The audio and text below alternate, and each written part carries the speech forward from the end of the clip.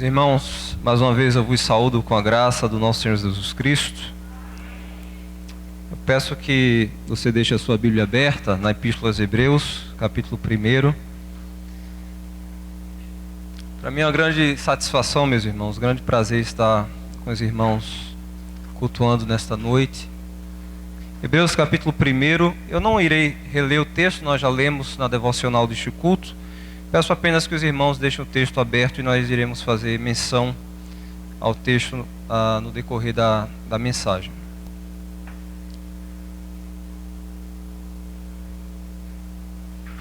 Eu acredito que boa parte dos irmãos, principalmente os jovens, adolescentes, tem conhecimento de algumas séries na TV do aplicativo chamado Netflix. E o ano passado a Netflix lançou uma série chamada The Good Place, ou seja, O Bom Lugar. Me perdoe o inglês terrível, mas a tradução é Um Bom Lugar. E a ideia da série, eu não a assisti toda, eu só assisti ao primeiro episódio, eu acho, para ter uma ideia, porque havia ouvido falar dela. E a ideia era o seguinte: havia uma jovem que morreu e ela foi para o bom lugar, supostamente o céu. E quando ela é recebida pelo seu anfitrião no céu, ele lhe diz que ela está ali no bom lugar porque ela foi uma boa pessoa. Ela havia ajudado pessoas necessitadas, havia feito muita caridade, e por isso ela estava ali no céu. Só que na verdade ela estava no céu por engano, porque ela não tinha sido uma boa pessoa. Ela tinha sido uma má pessoa. Pelo contrário, o seu próprio emprego envolvia enganar, vender produtos de uma forma enganosa, né? Produtos que não faziam aquilo que prometia fazer. Mas por engano ela estava lá. E aí na sua entrevista introdutória naquele novo ambiente, naquela nova vida, ela está diante do seu anfitrião, que foi designado a recebê-la e a dar a ela os primeiros passos naquele bom lugar. Ela, enquanto ele está falando, ela interrompe ele, sabendo que agora está diante daquilo que antes era desconhecido, né, da vida após a morte. Ela interrompe ele e diz: olha, antes que você continue, me responda uma pergunta. E ela pergunta o seguinte: olha, quem estava certo? No final das contas, eu sempre quis saber isso. Agora que eu já estou após a morte, quem estava certo? Eram os cristãos, os judeus, os hindus, os budistas? Quem estava certo acerca da vida, da morte, acerca de Deus? Quem estava certo? E aquele homem lhe responde o seguinte: olha, na verdade, ninguém estava certo. Os cristãos adivinharam, a expressão que ele usa é essa, eles adivinharam 5%. Os muçulmanos adivinharam 5%. Os hindus adivinharam 5%. E aí ele vai percorrendo várias matizes religiosas, mas ele disse que no final da conta, ninguém estava certo. Meus irmãos, esta visão universalista, inclusivista, que dessa moda, não é, do politicamente correto, da tolerância, e uma tolerância que flerta com vários valores, com vários princípios, abrindo mão deles até, que está presente nessa série, ela não é a visão bíblica. Por isso eu gostaria de demonstrar pelas Escrituras nesta noite que só há verdade nas Escrituras, acerca da vida, acerca de Deus, acerca daquilo que há após a morte. Só há verdade nas Escrituras. Cristo é o único caminho para o bom lugar. Cristo é o único caminho para Deus. Ele mesmo declarou: eu vou para o Pai preparar-vos um lugar, para que onde eu estiver, vós estejais também. Por isso eu gostaria de compartilhar com os irmãos nessa noite uma mensagem que eu intitulei da seguinte forma: por que Jesus não é apenas mais uma opção? Por que Jesus não é apenas mais uma opção diante de tantas opções que são ofertadas por aí no mundo, diante de tantas matizes religiosas, diante de tantos caminhos diferentes, tantas filosofias de vidas diferentes, porque diante de tudo isso, Jesus não se enquadra apenas como mais um. Eu gostaria de, a partir de Hebreus 1, do verso 1 ao 4, então, demonstrar essas verdades. Amém, meus irmãos? Versículo 1, então.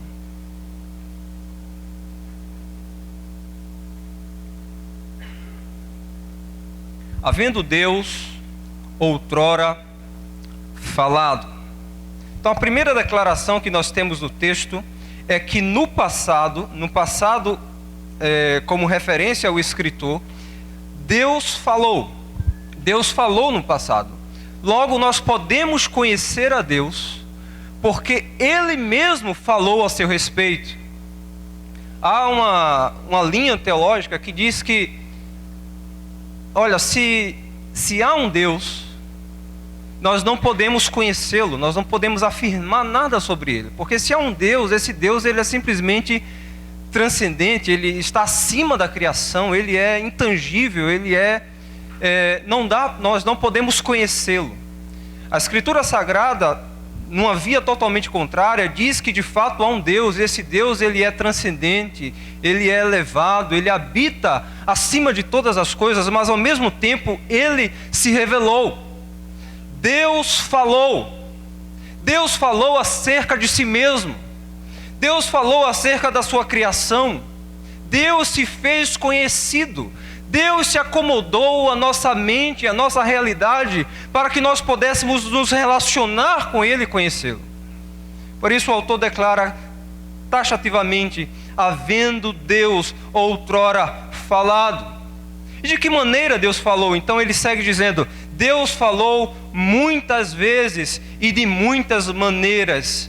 Ou seja, Deus, sabendo da nossa debilidade, da nossa fragilidade, da nossa dificuldade em compreender, em aceitar, a nossa mente por causa do pecado, ela está entorpecida, adormecida, o nosso coração está em absoluta trevas por causa do pecado. Então, como um artifício pedagógico, didático, pela repetição, porque é assim que nós aprendemos desde criança. Como é que nós aprendemos a falar? Como é que nós aprendemos a andar? Como é que, na verdade, o próprio princípio do conhecimento se dá fundamentalmente pela repetição. Aqueles que estão aqui, que são da área do ensino, da pedagogia, devem ter estudado muito sobre isso.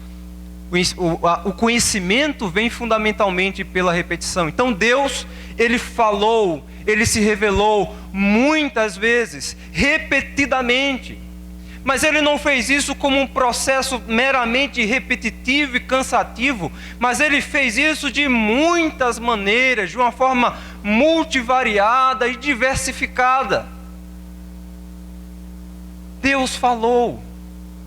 E a ideia do autor, ele diz então que Deus falou aos pais, né, se referindo à tradição dos judeus, aos seus pais, aos patriarcas.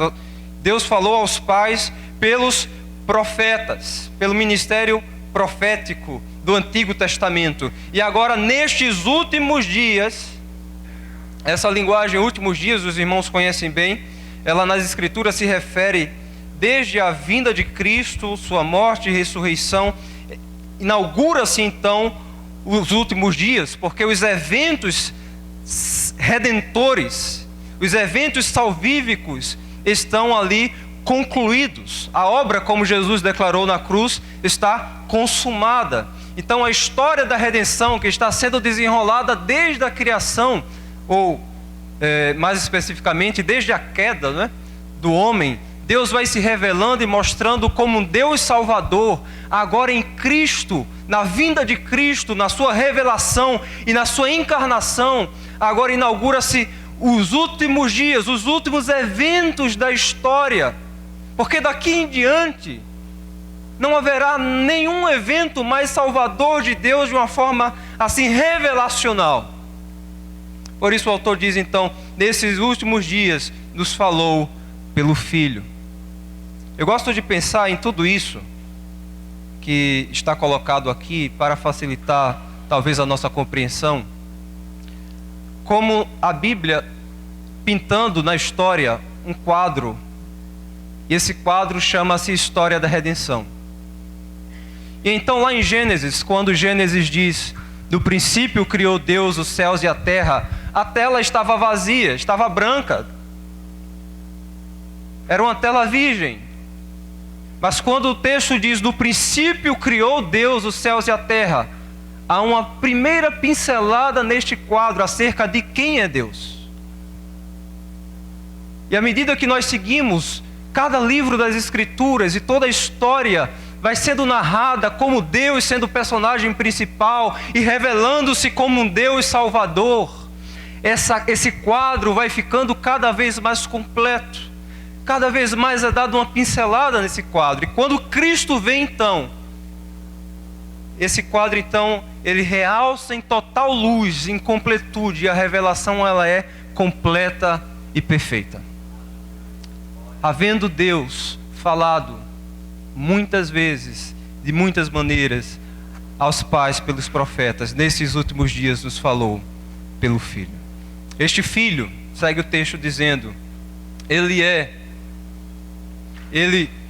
quem Deus constituiu herdeiro de todas as coisas, pelo qual também fez o universo.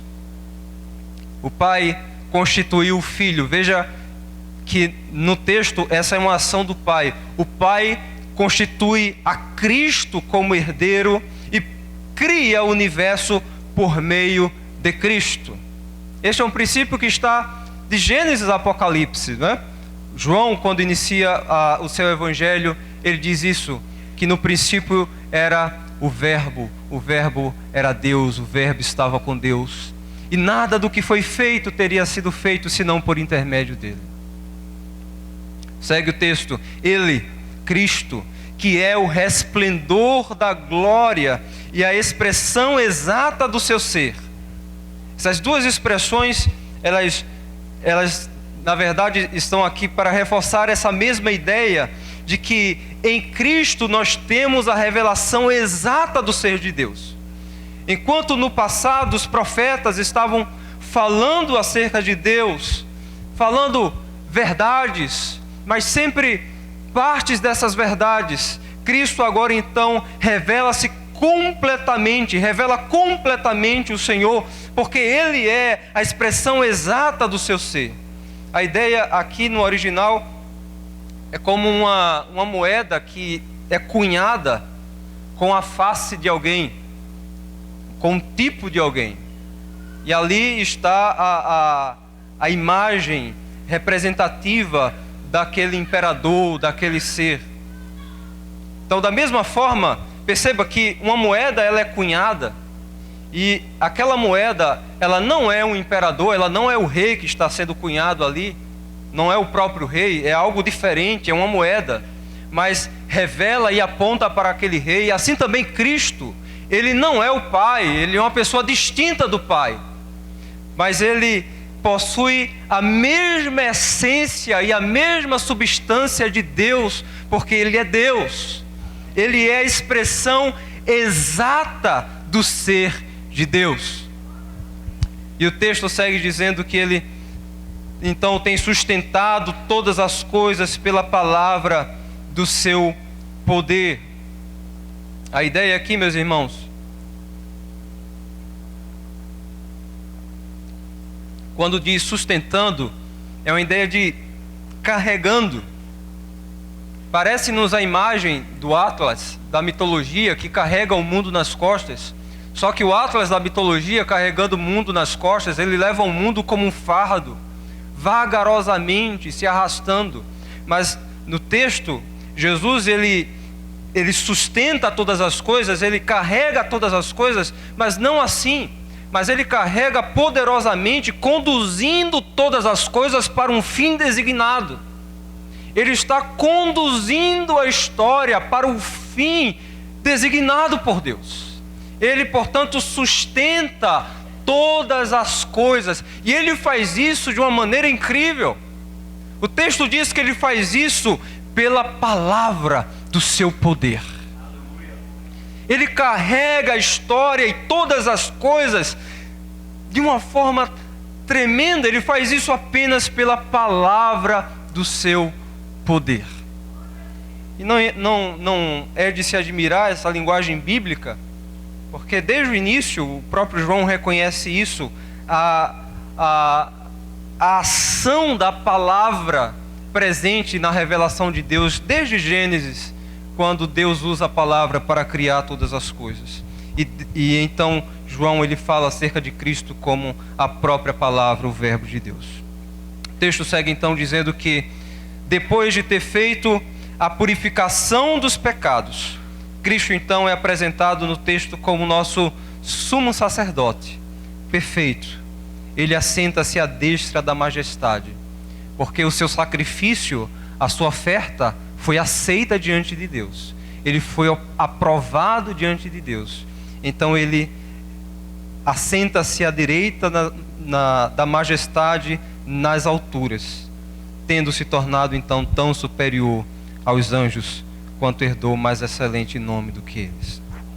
O texto finaliza nessa parte, no versículo 4, fazendo uma referência então aos anjos, porque um dos objetivos do autor aos Hebreus ao escrever a sua carta é exortar alguns irmãos que estão sendo, vamos assim dizer, contagiados a uma investida na vida daqueles irmãos, para que eles abandonem o cristianismo como ele é e retornem ao judaísmo.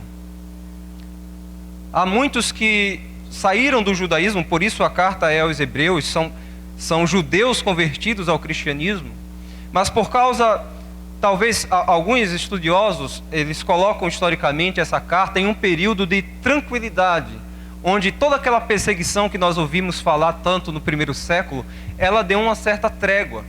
E aqueles irmãos agora estão tranquilos. Eles viram alguns sendo mortos há alguns anos atrás, mas agora a perseguição arrefeceu, eles estão tranquilos, e sempre num período de tranquilidade há muito perigo em haver esfriamento espiritual. Às vezes a perseguição, a tribulação, ela nos ajuda a nos manter alertas. Mas aqueles irmãos no período de paz estavam assim, muito tranquilos, e os seus conterrâneos estavam investindo neles e dizendo: olha, essa coisa de só Cristo, essa coisa de que agora os gentios não precisam mais ser circuncidados, essa coisa agora de que vocês não precisam mais celebrar a Páscoa como nós celebramos, essas coisas que eles estão dizendo que não é necessário, foram os nossos pais que nos ensinaram, foram os patriarcas que nos ensinaram, nós não podemos abandonar, vocês devem voltar ao judaísmo, vocês estão se voltando contra a lei, vocês estão se voltando contra Deus. Então o autor aos Hebreus diz: olha, se vocês voltarem ao judaísmo, vocês estarão retornando a algo que é infinitamente inferior. Vocês estarão regredindo. Vocês estarão voltando para aquilo que era apenas uma sombra. A realidade agora está diante de nós. E então ele faz isso, ele exorta aqueles irmãos, desde o capítulo 1 até o final, ele vai gradativamente passeando por todo o Antigo Testamento, demonstrando como todo o Antigo Testamento falava de Cristo, apontava para Cristo. E Cristo é o cumprimento da lei, Cristo é o cumprimento de todo o Antigo Testamento, e portanto eles não poderiam abandonar Cristo para voltar ao passado, porque isso seria um grande retrocesso. E ele faz isso depois dessa introdução do versículo 1 ao 3, já apontando para os anjos, porque dentro da cultura judaica, e a Escritura diz isso no livro de Atos, a lei foi dada por intermédio do ministério dos anjos. Então os judeus sabiam que lá no monte, quando Moisés subiu para buscar as tábuas, ele desce, né, do monte com as tábuas, quem entregou as tábuas foram os anjos. Então os anjos, dentro da construção do pensamento judeu, tinham uma importância tremenda, tal qual a lei tinha uma importância tremenda para as suas vidas. Então o autor ele já demonstra desde o início que Cristo é superior aos anjos. E sendo Cristo superior aos anjos, ele segue na carta dizendo que ele é superior a Moisés. Ele é superior ao sacerdócio levítico. Ele é superior a Arão. Ele é superior a tudo aquilo que está revelado no Antigo Testamento, porque todas essas coisas eram sombras que apontavam para Cristo, para o seu ministério, para a sua obra.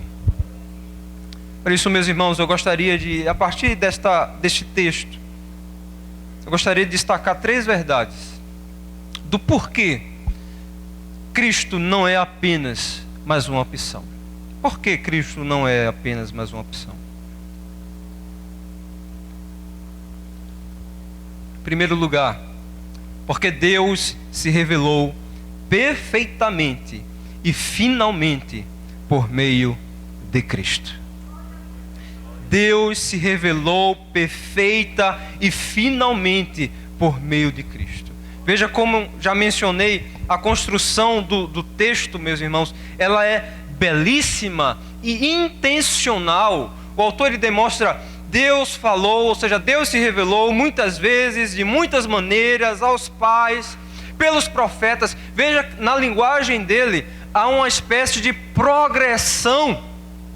Ou seja, Deus vai progressivamente se revelando e agora, nesses últimos dias, nos falou por meio do Filho. Há uma completude, há um ponto final. Deus se revelou perfeitamente por meio do Filho.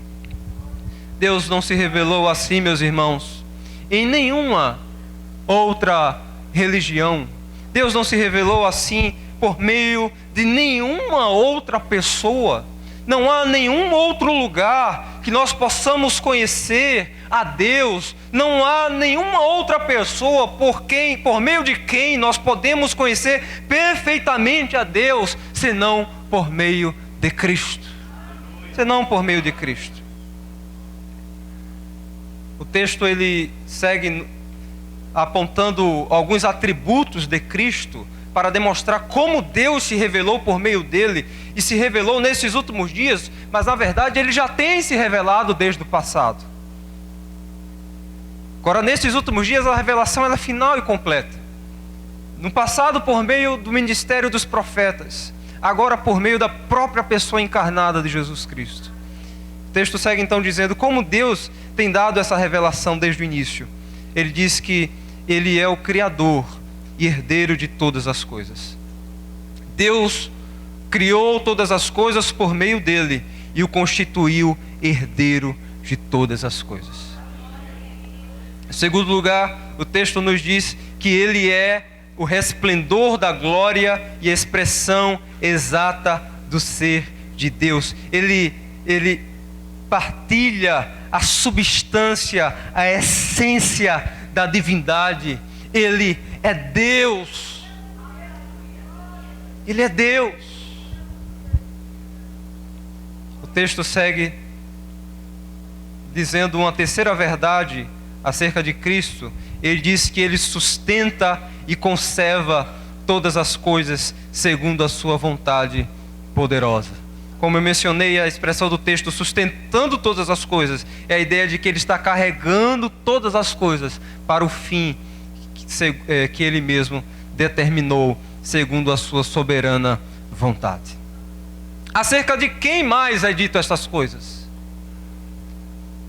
Acerca de quem mais é dito que ele é o Criador e sustentador? Acerca de quem mais é dito que ele é o resplendor e a expressão exata do ser de Deus? Acerca de quem mais é dito isso? Qual homem pode reclamar para si esses atributos? Qual homem, em que religião há alguém reclamando para si essas qualidades? Não há ninguém semelhante a Cristo. Não há ninguém semelhante a Cristo. Deus se revelou perfeitamente e finalmente por meio dele. Paulo, escrevendo aos Colossenses no capítulo 1, no versículo 15 ao 17, falando acerca de Cristo, ele diz: este é a imagem do Deus invisível, o primogênito de toda a criação, pois nele foram criadas todas as coisas, nos céus e sobre a terra, as visíveis e as invisíveis, sejam tronos, sejam soberanias, quer principados, quer potestades, tudo foi criado por meio dele, para ele. Ele é antes de todas as coisas, nele tudo subsiste. Paulo, citando os poetas no Areópago, ele diz: nele nós nos movemos, nele nós existimos. Que coisa tremenda, meus irmãos. Quem pode advogar para si estas qualidades? Ninguém. Só o homem de Nazaré, chamado Jesus Cristo, o Deus homem, o Deus encarnado. Ele revela perfeitamente o Pai. Segundo lugar, Cristo não é apenas mais uma opção, porque apenas Ele e a sua obra têm poder para purificar pecadores. Só Cristo tem poder para purificar pecadores. O texto diz: depois de ter feito a purificação dos pecados, assentou-se à destra da majestade nas alturas.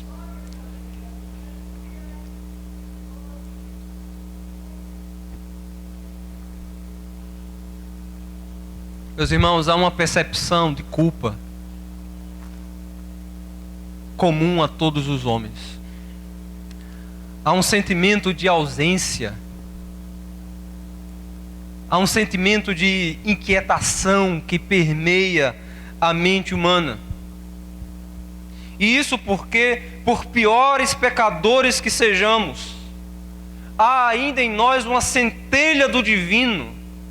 Há ainda em nós a imagem de Deus, mesmo que prejudicada e deteriorada pelo pecado. E ela nos informa de que no curso normal da nossa vida, de como as coisas são, tem alguma coisa errada. As coisas estão fora do lugar. O nosso coração está fora do lugar. A nossa mente tem problemas. Nós sabemos de alguma forma, e essa é uma das provas intuitivas da existência de Deus, o princípio da moral. Nós olhamos para uma série de coisas à nossa volta e nós julgamos: olha, isso é certo, isso é errado. De onde nós tiramos essa ideia de certo e errado? Da imagem de Deus que está em nós, prejudicada pelo pecado, mas está lá. Há uma centelha do divino em nós. E essa inquietação de que há algo errado, e há algo errado não apenas com o mundo à nossa volta, mas há algo errado conosco. E há uma inquietação, uma insatisfação, uma síndrome de culpa, de ausência no coração do homem. E aí o mundo tenta resolver esse conflito de diversas formas. Chega no final do ano, você passa ali na orla, você vê pessoas dando 7 mergulhos, para tentar levar as mazelas do ano passado. Pessoas tomam banho de arruda, sal grosso, fazem peregrinação para alguma terra prometida, ungida, santa, que talvez o ambiente seja miraculoso. É fácil acreditar em qualquer crendice, é fácil acreditar em qualquer superstição popular. Para o homem comum, para o pecador, é fácil abrir o coração para essas coisas, porque elas partilham com a nossa natureza pecaminosa e enganosa. Mas difícil é olharmos para aquele que se deu na cruz para nos salvar, crer que Deus se fez homem, que Ele, perceba, meus irmãos, a linguagem do apóstolo Paulo em Filipenses, ela é arrebatadora. Ele diz: veja, meus irmãos, tende em vós mesmos o mesmo sentimento que teve Cristo Jesus, porque sendo Deus, tendo a forma de Deus, ou seja, a mesma essência de Deus, Ele não levou em conta isto, mas se humilhou, tomando a forma humana, habitando em carne humana, Como diz a música de Vencedores, o Verbo se fez gente e habitou entre nós. É mais fácil acreditar nessas crendices populares, como diz Paulo, de velhas caducas, do que acreditar nesta mensagem poderosa, belíssima e verdadeira. Só Cristo pode purificar pecados. Só Cristo pode transformar a vida do mais vil pecador. O apóstolo João, escrevendo na sua carta, no capítulo 1, ele diz: meus irmãos, se dissermos que nós não temos pecado, nós nos enganamos a nós mesmos, e a verdade não está em nós. Mas se nós confessarmos os nossos pecados, Ele, Cristo Jesus, é fiel e justo para nos perdoar os pecados e nos purificar de toda injustiça. Eu quero te dizer nesta noite que o seu maior problema não é o desemprego. O seu maior problema não é a sua família. O seu maior problema não é alguém no trabalho que te persegue. O seu maior problema não são as incertezas da vida. Talvez você é um jovem, ainda vai para casar e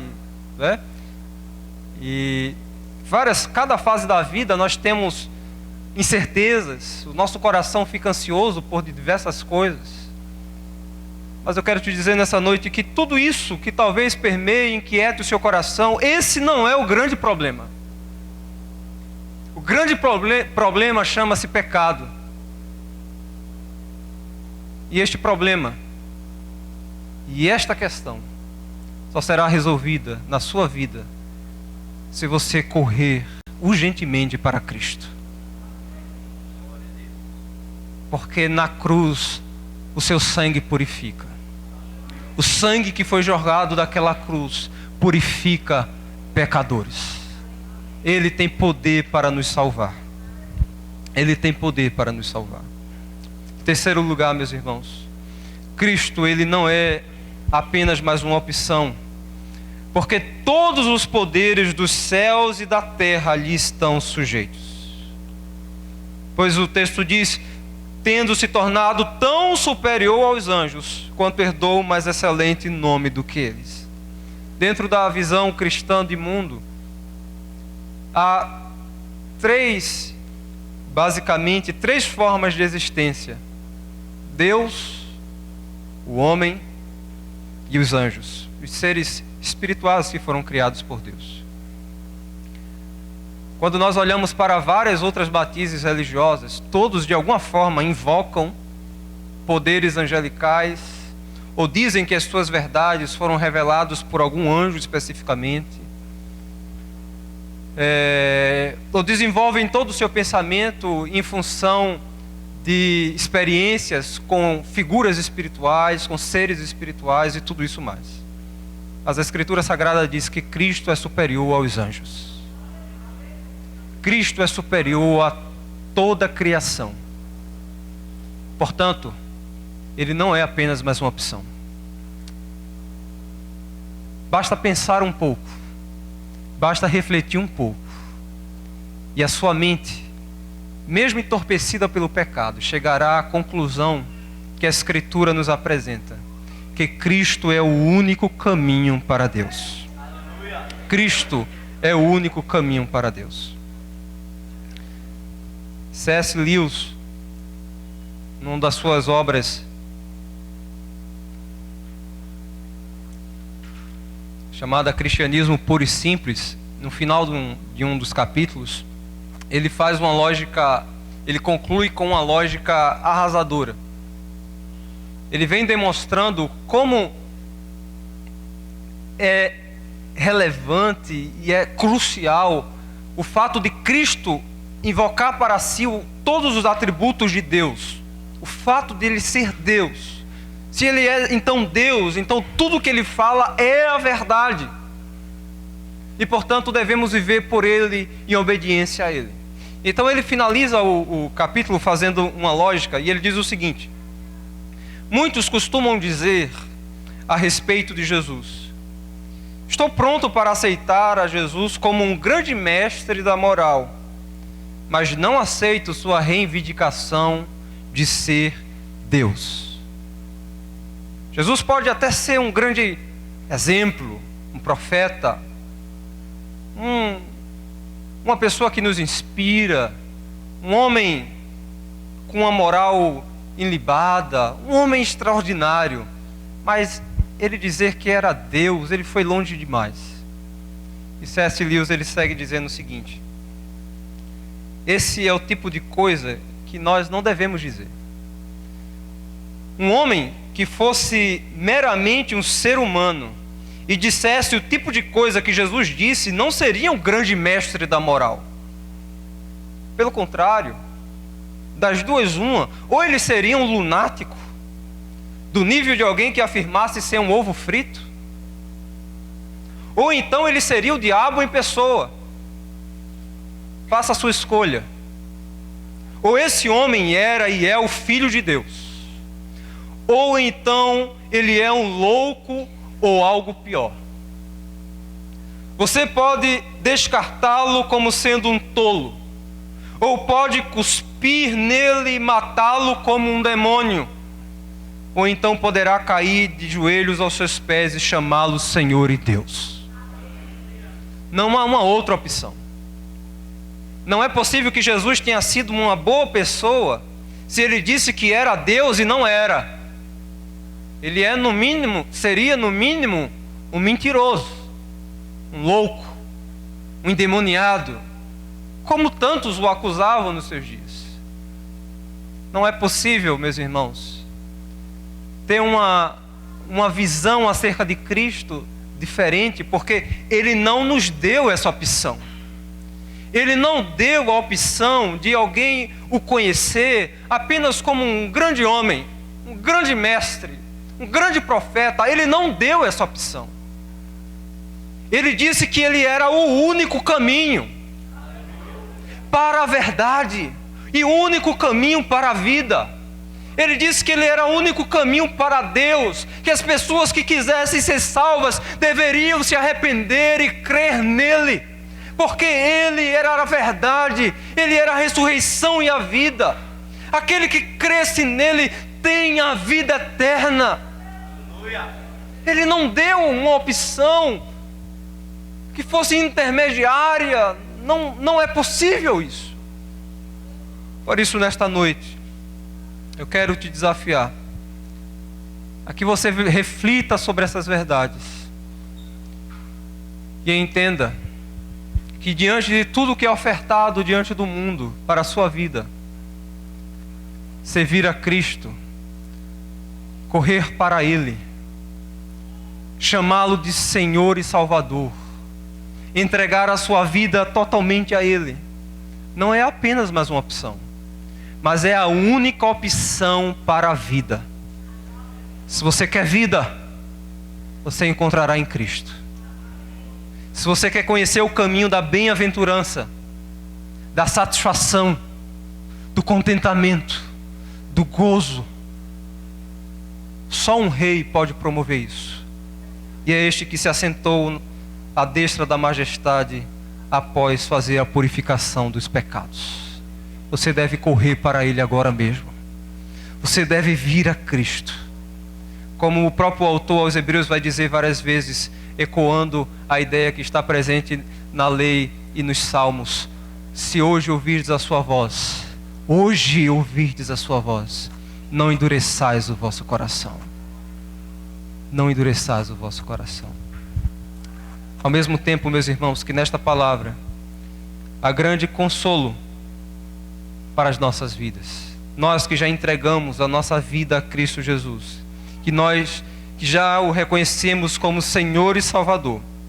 Em primeiro lugar, nós devemos estar atentos para o fato de que Deus se revelou na Sagrada Escritura do Antigo e do Novo Testamento. E, portanto, não tente conhecer a Deus fora do Antigo e do Novo Testamento, porque você não o encontrará. Você encontrará a Deus revelado na Sagrada Escritura. Em segundo lugar, todas as vezes que você pecar, como o próprio apóstolo João nos incentivou, creia que Cristo Jesus fez purificação pelos seus pecados. Corra para o altar, corra para a cruz, confesse e Ele te purificará e te perdoará. Em terceiro lugar, você deve descansar no fato de que Ele sustenta todas as coisas pelo seu poder.